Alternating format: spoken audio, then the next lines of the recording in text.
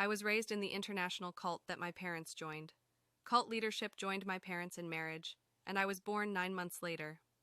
My relationship with writing started very early in life, and I understood well that the written word came from the spoken word. My education was the King James Version of the Bible, and the transcribed spoken word of the cult leader, which was printed and published globally. The cult leader was my only educator. His every thought was expressed into words, penned onto paper, and made known to our cult as the Word of God. In my childhood, I realized that people became famous in the cult if they excelled in composing music and drawing art. Early on, I began to find my poetic voice. The cult was filled with artists of all kinds. I began to write, and I still have the poetry I wrote as a teenager. When I began therapy at the age of 22, I started, with the encouragement of my therapist. My first journal entry in therapy came when I got news of a good friend's death. I was crushed. She was the one who took me to my first musical concert. She helped me find my first job. Her demise sent me into a crisis of existential depression. Furthermore, she was the first person I'd ever personally known to have died, and the impact was unexpected.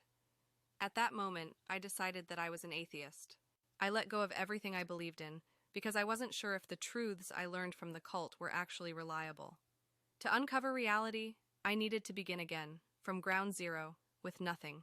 No faith, no spiritual practice, no understanding, and no doctrine about the afterlife.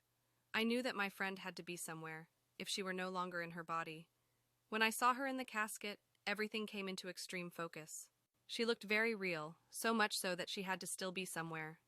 Thus, my first journal entry explored her death, segueing into my desire to really understand life, through therapy. My counselor gave me series to read, and I dutifully read them, taking notes on things I understood as well as those I did not. I also chronicled memories that did or didn't make sense. Additionally, I wrote poetry. At the same time, I attended college. In Philosophy 101, I learned about Freud, Jung, and Western-based philosophical concepts that bled into certain aspects of Christianity. It made me remember my childhood education of memorizing the Bible. Some days in the cult, I wasn't allowed to have breakfast until I was able to recite a Bible verse, especially when we were tasked with memorizing a whole chapter. Because of that philosophy class, all of the words, knowledge, and wisdom I had learned by heart and committed to memory started flooding into my brain.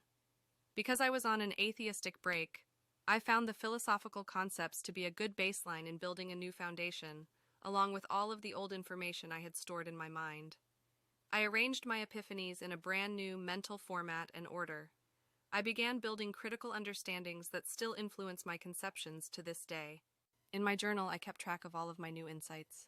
I wrote to memorialize.